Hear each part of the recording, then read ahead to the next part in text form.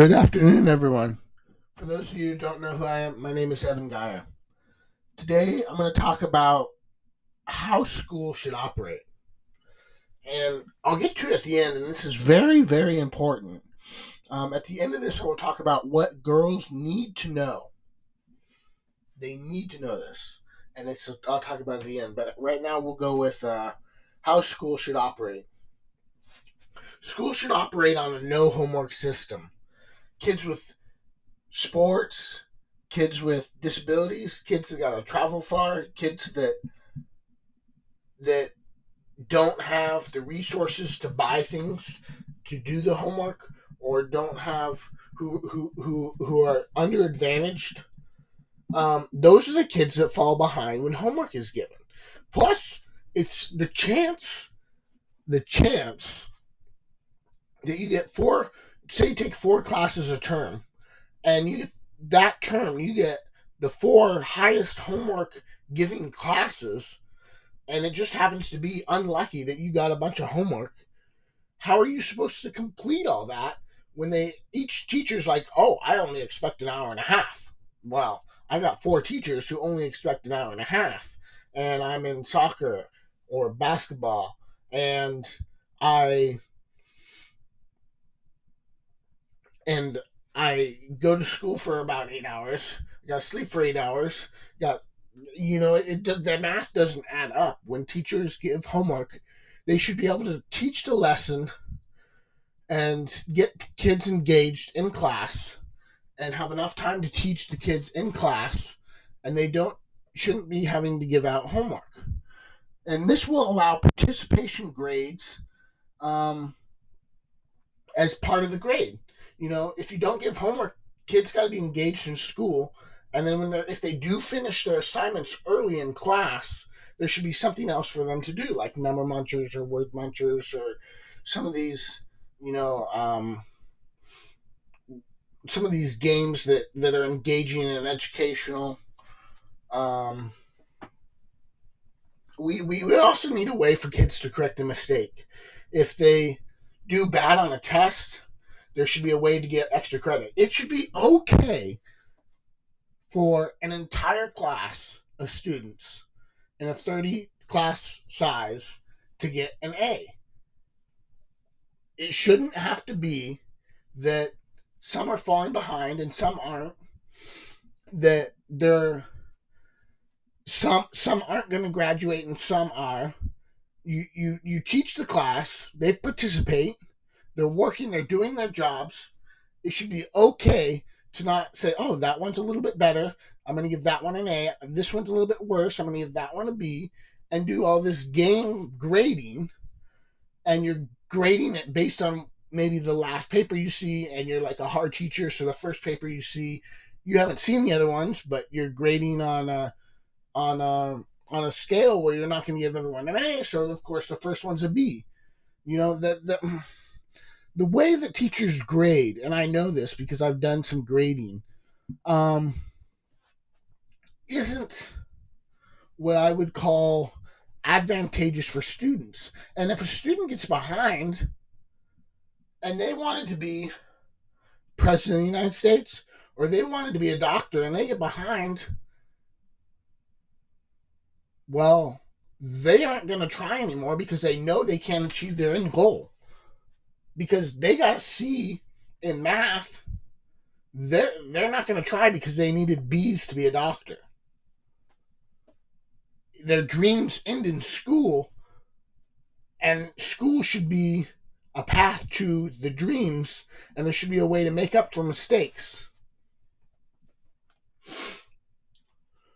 If a student has to do yearly standardized tests and there's no child left behind, why are childs left behind?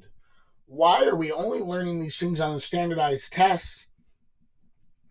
And what happens when the standardized tests, the answers are wrong? Um, I remember in school learning about the Depression and oh, how bad and horrible it was. People jumping out windows because the stock market was down. Well, that was also in economics and business.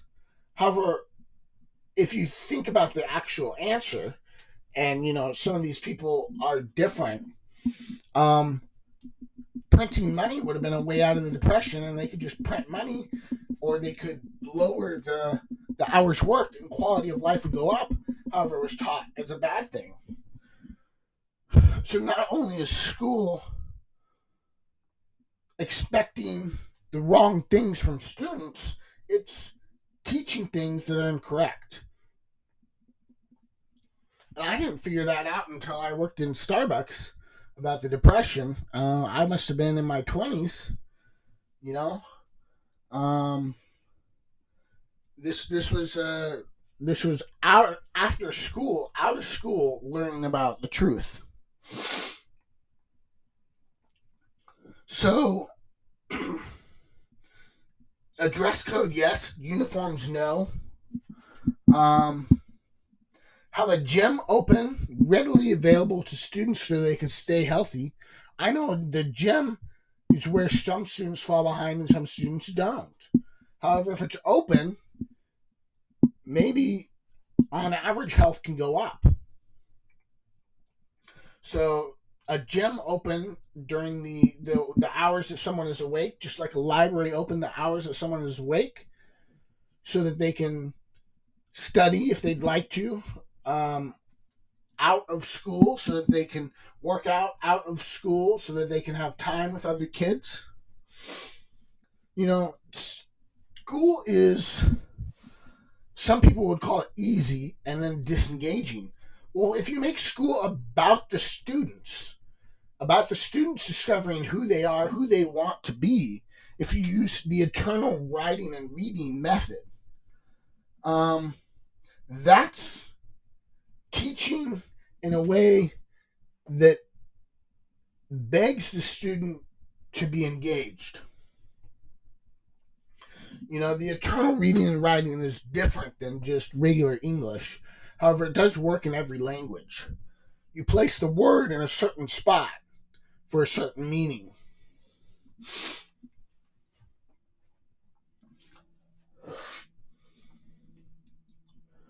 So,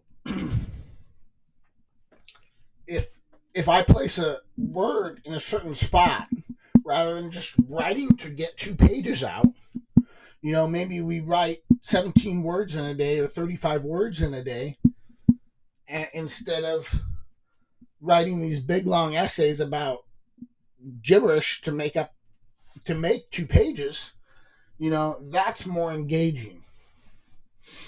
The other thing, if you look at my state's videos, each different state can teach different themes for students to get engaged in their state.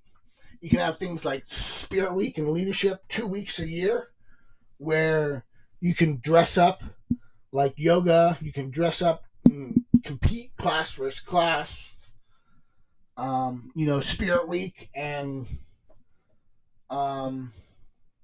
Athletic Week or something like that, whatever you want to call the other week. They're looking at kids and they're judging them based on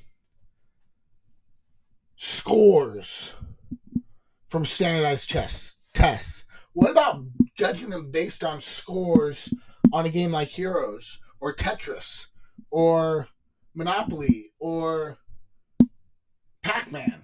Their scores on a game, do those scores go up?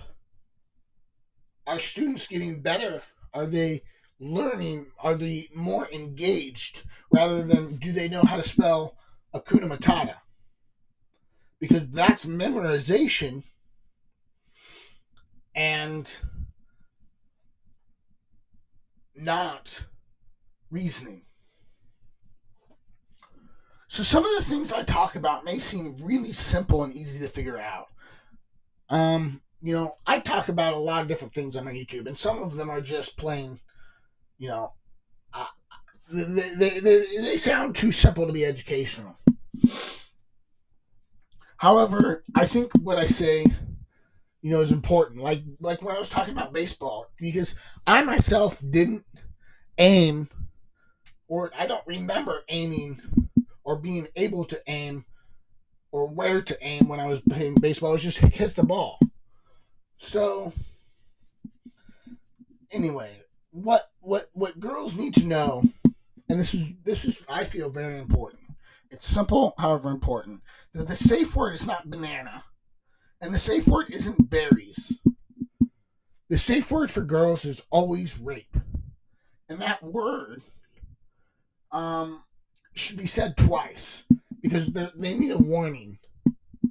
They need a warning if something wrong is happening, if they're being violated, or if it's non-consensual. And if it's a situation where they can't say it, they can think the word 8 times. And now you can either believe this works or not. However, that's what I feel is very important for girls to know, that they must know that this what the safe word is. And I'm not going to say it twice. It doesn't help me. It only helps girls. I'm a guy, boy, whatever you want to call me. So, yeah, I'm just still not going to use it twice. So that's what girls need to know simply.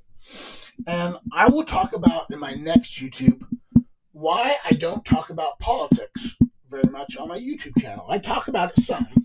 However, why minimal political talk? That's what I'll talk about next. And I hope this was informative to you. Uh, and I hope that this can help somebody, that somebody will benefit from this YouTube. All right, I'll talk to you later and see ya.